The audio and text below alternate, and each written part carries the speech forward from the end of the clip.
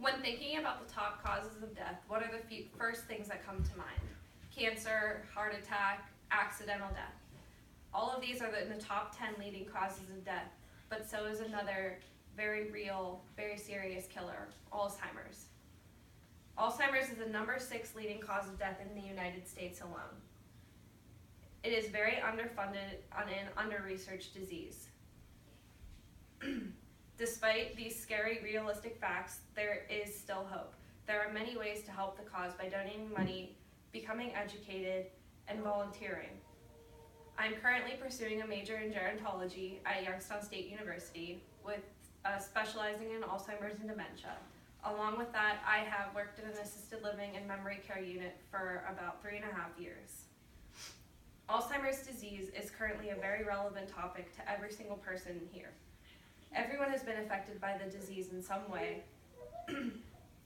Also, Alzheimer's is a real fear when it comes to aging, and it is important to be educated on such a real-life topic. Firstly, let me introduce you to some facts about this disease. Alzheimer's is not a normal part of aging. However, age is the leading risk factor to developing Alzheimer's and dementia. It is a very progressive disease. Once you get diagnosed with it, there's no stopping it. We have only come up with ways to slow it down, and they don't always work. Once a person is diagnosed, they live for approximately 8 years. That's just an average 8 years. 5.4 people are suffering in the United States alone. It's obviously a bigger number throughout the country. The reality of the situation is that we as people are living longer, and therefore more of us are developing diseases such as Alzheimer's and dementia. Especially with the baby boomers, the generation aging right now, the need for caregivers and knowledge about this disease is huge. There are 10 major signs of Alzheimer's. Memory loss that disrupts daily living. That's with your everyday hygiene and getting dressed. When your memory loss starts to affect that aspect of your life, that's when it's a concern. Challenges in solving problems, such as where your dishes go when you're done drying them. If you can't remember where they go, then that's a problem. Difficulty completing familiar tasks like writing a check or something that you do every day. Confusion with time or place. Trouble with understanding images that are placed in front of you. Problems with words in speaking or writing. Misplacing things and then finding them days or even months later. Poor judgment, social withdrawal, and changes in mood. You can go from being happy 1 second, it's almost like being bipolar. And it's very important to recognize the difference between Alzheimer's and normal aging. Here's some of the differences. Poor judgment and decision making is a sign of Alzheimer's, but making a bad decision once in a while is not. Inability to manage a budget is, while missing a monthly payment that's normal. Losing track of date or time or season is a part of Alzheimer's. Forgetting which day it is and then remembering it a couple minutes later, that's normal. Difficulty having a conversation, and sometimes forgetting which words to use, those are two different things. Misplacing things and being unable to retrace your steps is Alzheimer's related, and losing things from time to time is completely normal. There are 3 general stages of Alzheimer's. Early stage, which is a mild Alzheimer's, you're still able to function. You don't really need more care than what your family can offer you. It's just you just get diagnosed with it. Middle stage is moderate Alzheimer's. That's considered the longest stage. You can live for years with that stage, and it's kind of when it becomes too serious for your family to handle, but you're still able to function to a certain point. And late stage is very severe Alzheimer's, which is when you can lose your ability to talk and move, and you're stuck in a chair pretty much for a long part of your life.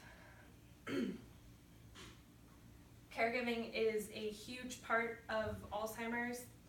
Because of the large amount of people living with the disease, the need for caregiving is increasing every day.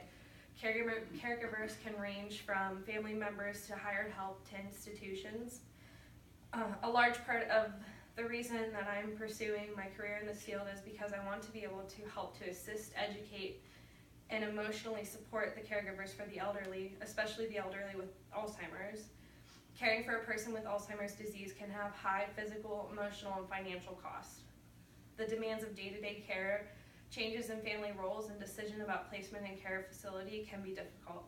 There are several evidence-based approaches and programs that can help, and researchers are continuing to look for new and better ways to support caregivers. One very, very important aspect of caregiving is becoming educated on the disease. It's helpful to determine a long-term strategy, which is why it's important to get diagnosed early on, because the sooner you know about it, the sooner you're able to make a plan, because even if they're in early stage Alzheimer's, you know if they continue to live with it, it's going to be something that's going to eventually lead to a long-term care facility or memory care unit. Caregivers generally become withdrawn from their past life because caregiving takes up so much of your time and effort. Women are more likely to become caregivers than men. Men are more likely to place their loved ones in an institution. Strictly because women are more likely to care for people. It's not always the case, but that's, especially with the generation that we're dealing with right now, that's how they were brought up and that's what they're used to doing. Because of the caregiving duties, women are likely to experience adverse consequences in the workplace. Nearly 19% of women Alzheimer's caregivers had to quit work either to become a caregiver or because their caregiving duties became too burdensome. Women are not only more likely to become a caregiver, but they're also more likely to develop the Alzheimer's earlier and live longer with it. This puts them at the epicenter of disease. Finally, there is a dim but ever-growing light at the end of this dark tunnel. Faith in humanity is restored while looking closer at the people and organizations involved with helping caregivers. Today, Alzheimer's is at the forefront of biomedical research. 90% of what we know about this disease has been discovered in the past 15 years. The biggest funder and resource for those affected is the Alzheimer's Association. The Alzheimer's Association's mission is to eliminate the Alzheimer's disease through the advancement of research, to provide and enhance care and support for all affected, and to reduce the risk of dementia through the promotion of brain health. The Alzheimer's Association works on a global, national, and local level. Alzheimer's Association has local chapters across the nation and offer a 24/7 helpline that guides more than 300 callers each year and provides translations in over 200 languages. Another very great organization that's involved is the Alzheimer's Disease Education and Referral Center. It offers information and publications to families, caregivers, and professionals on diagnosis, treatment, patient care, caregiver needs, long-term care, education and training, and research related to Alzheimer's disease. The website offers information about Alzheimer's and other dementias, along with the clinical trials and opportunities for email updates. And then a lot of caregivers locally like to look for support groups in their area or find professionals to talk about it in their field. I know from my experience that people, when they find out that you're educated in the field, they want to know the answer and they don't want a sugar-coated version of it.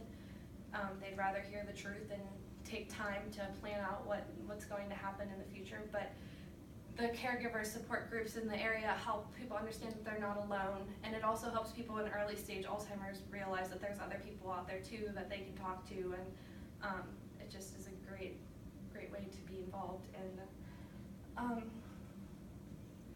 yeah, and so as I said before, Alzheimer's is the #6 leading cause of death in the United States. It is very relevant to everybody. Everybody knows somebody. We are now, Alzheimer's is at the point now that cancer was at when it was first becoming a huge thing. And it's underfunded, it's under-researched, but it's becoming more and more prominent in society, and people need to be aware of what's going on.